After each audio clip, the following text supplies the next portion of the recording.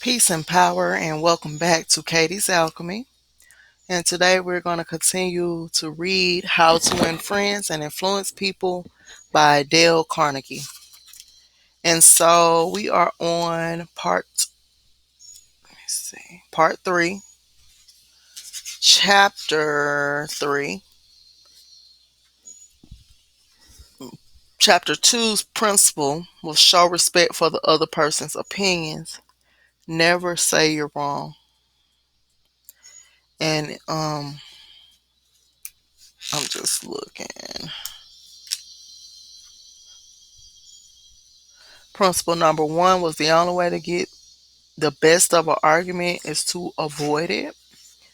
And so we're on chapter 3, which is if you're wrong, admit it.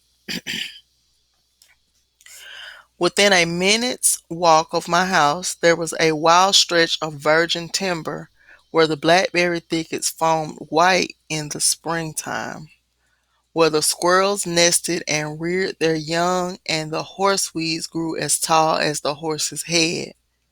This unspoiled woodland was called Forest Park, and it was a forest, probably not much different in appearance from what it was when Columbus discovered America. And we're going to insert here. We all know that in 2021 we have found out that Columbus did not discover America, that people were already living here, and buildings and all of that were already here. There was no bunch of thicket woodland that he's comparing it to. But that's what he grew up learning, so we get it. Okay. I frequently walked in this park with Rex, my little Boston bulldog. He was a friendly, harmless little hound, and since we rarely met anyone in the park, I took Rex along without a leash or a muzzle. One day we encountered a mounted policeman in the park, a policeman itching to show his authority. "What do you mean by letting that dog run loose in the park without a muzzle and a leash?" he reprimanded me. "Don't you know it's against the law?" "Yes, I know it is," I replied softly, "but I didn't think he would do any harm out there." You didn't think? You didn't think? The law doesn't give a thinker's damn about what you think. That dog might kill a squirrel or bite a child. Now I'm going to let you off this time, but if I catch this dog out here again without a muzzle and a leash, you'll have to tell it to the judge. I meekly promised to obey. And I did obey for a few times, but Rex didn't like the muzzle, and neither did I. So we decided to take a chance. Everything was lovely for a while, and then we struck a snag. Rex and I raced over the brow of a hill one afternoon, and there suddenly, to my dismay, I saw the majesty of the law astride a bay horse. Rex was out in front, heading straight for the officer. I was in for it, I knew it. So I didn't wait until the policeman started talking. I beat him to it. I said, "Officer, you've caught me red-handed. I'm guilty. I have no alibis, no excuses. You warned me last week if I brought the dog out here again without a muzzle, you would find me." "Well, now," the police responded in a soft tone, "I know it's a temptation to let the dog out, like to run out here when nobody's around." "Sure, it's a temptation," I replied, "but it's against the law." "Well, a little dog like that isn't going to harm anybody," the police remonstrated. "No, but he may kill squirrels," I said. "Well, now, I think you are taking this a bit too seriously," he told me. I'll tell you what to do. I'll tell you what you do. You just let him run over the hill there where I can't see him, and we'll forget all about it." That policeman, being human, wanted a feeling of importance. So when I began to condemn myself, the only way he could nourish his self-esteem was to take the magnanimous attitude of showing mercy. But suppose I had tried to defend myself. Well, did you ever argue with a policeman? But instead of breaking lances with him, I admitted that he was absolutely right and I was absolutely wrong. And I admitted it quickly, openly, and with enthusiasm. The affair terminated graciously in my taking his side and his taking my side. Lord Chesterfield himself could hardly have been more gracious than this mounted policeman who only a week previously had threatened to have the law on me. If we know what we're going to be rebuked anyhow, isn't it far better to beat the other person to it and do it ourselves? Isn't it much easier to listen to self-criticism than to bear condemnation from alien lips? Say about yourself all the derogatory things you know the other person is thinking or wants to say or intends to say, and say them before that person has a chance to say them. The chances are 100 to 1 that a generous, forgiving attitude will be taken and your mistakes will be minimized just as the mounted policeman did with me and Rex. Ferdinand E. Warren, a commercial artist, used this technique to win the goodwill of a petulant, scolding buyer of art. It is important in making drawings for advertising and publishing purposes to be precise and very exact, Mr. Warren said as he told the story. Some art editors demand that their commissions be executed immediately, and in these cases, some slight error is liable to occur. I knew one art director in particular who was always delighted to find fault with some little thing. I have often left his office in disgust, not because of the criticism, but because of his method of attack. Recently, I delivered a rush job to this editor, and he phoned me to call at his office immediately. He said something was wrong. When I arrived, I found just what I had anticipated and dreaded. He was hostile and gloating over his chance to criticize. He demanded with heat why I had done so and so. My opportunity had come to apply the self-criticism I had been studying about. So I said, Mr. So-and-so, if what you say is true, I am at fault and there is absolutely no excuse for my blunder. I have been doing drawings for you long enough to know better. I am ashamed of myself. Immediately he started to defend me. Yes, you're right, but after all, this isn't a serious mistake. It's only. I interrupted him.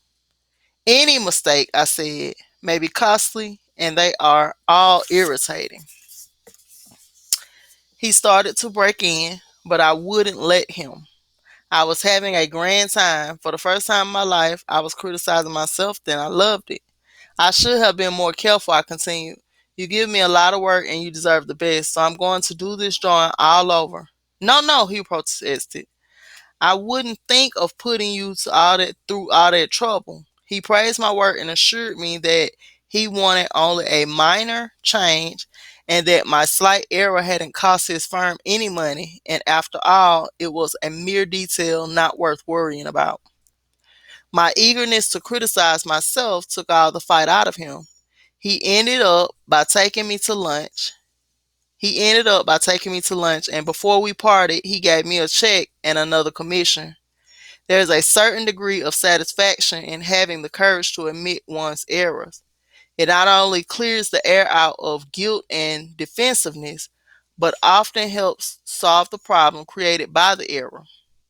Bruce Harvey of Albuquerque, New Mexico, had incorrectly authorized payment of full wages to an employee on sick leave.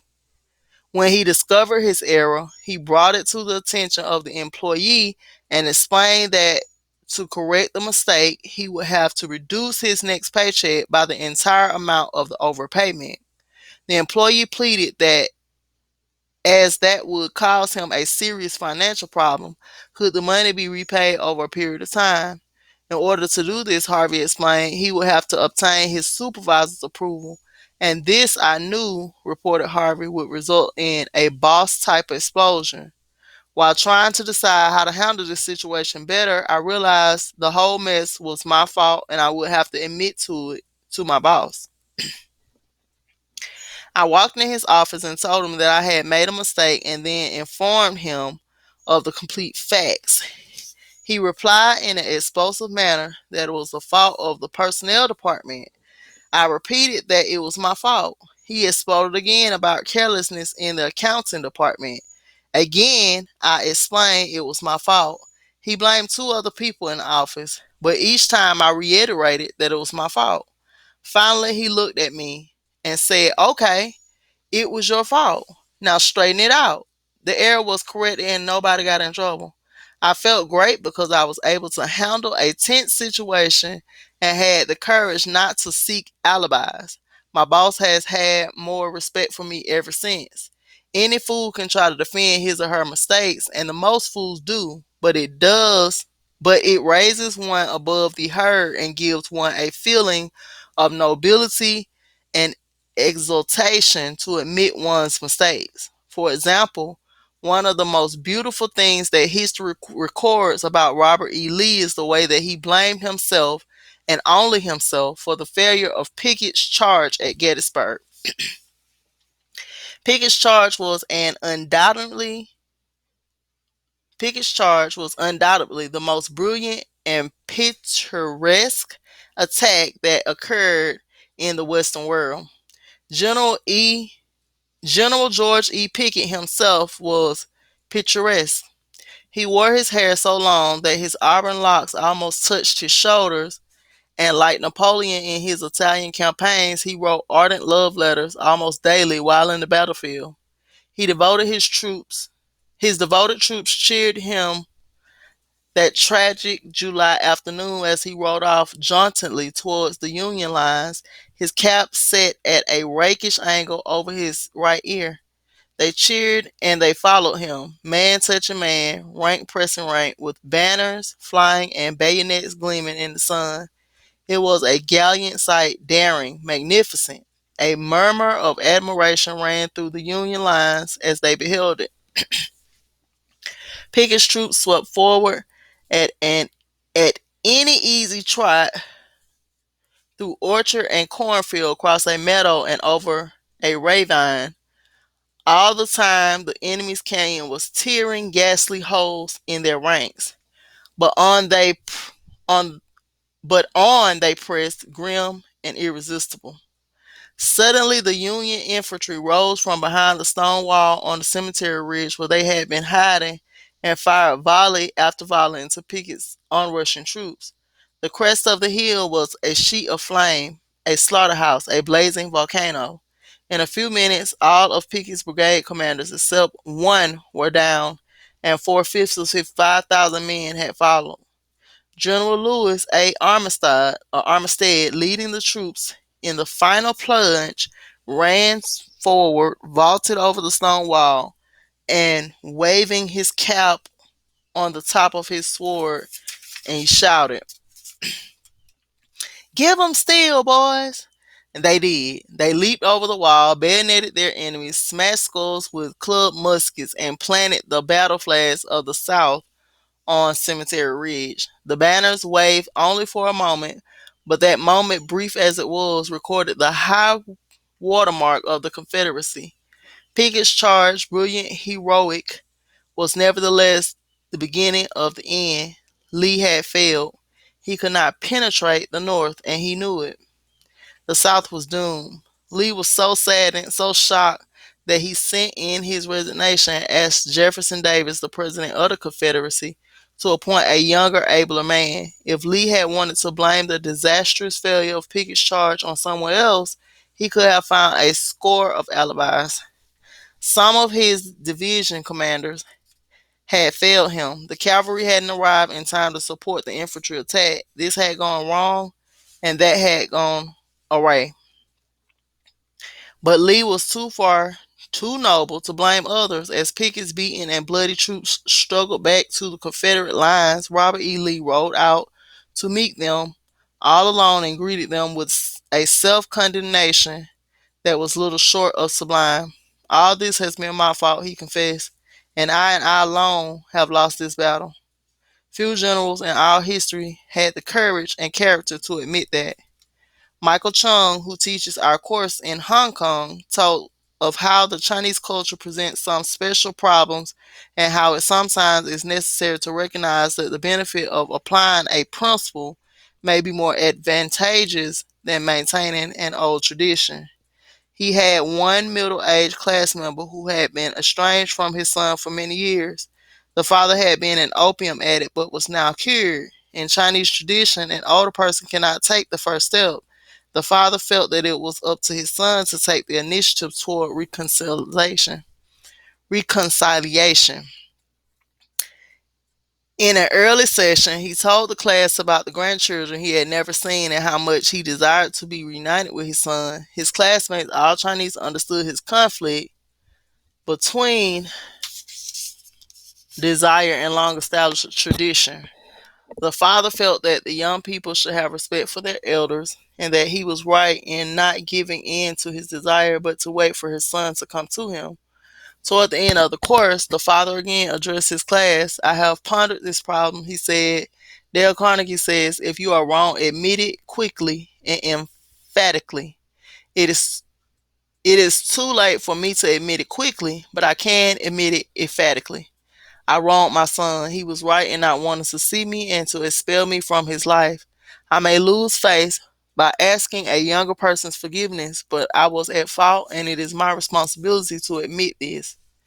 The class applauded and gave their full support. At the next class, he told how he went to his son's house, asked for and received forgiveness, and was now embarked in a new relationship with his son, his daughter-in-law, and the grandchildren he had last met. Elbert Hubbard was one of the most original authors who stirred up a nation, and his stinging sentences often aroused fierce resentment. Ooh, hold on.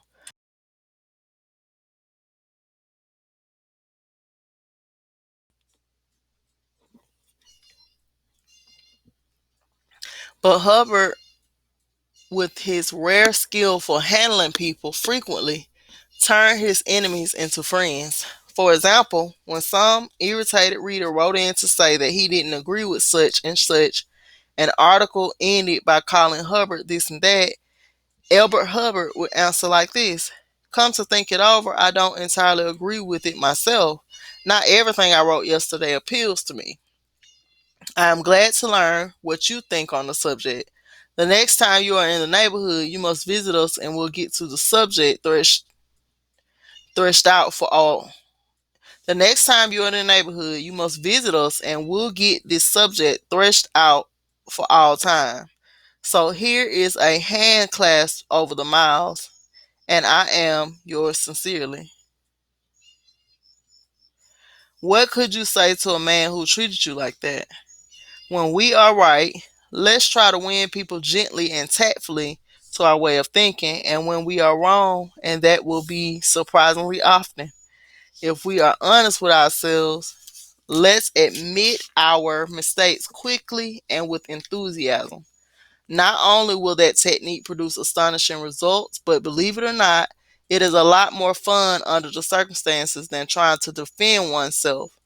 Remember the old proverb: by fighting, you never get enough, but by yielding, you get more than what you expected. So, principle number 3 is, if you are wrong, admit it quickly and emphatically. Peace and power, and I'm out of here.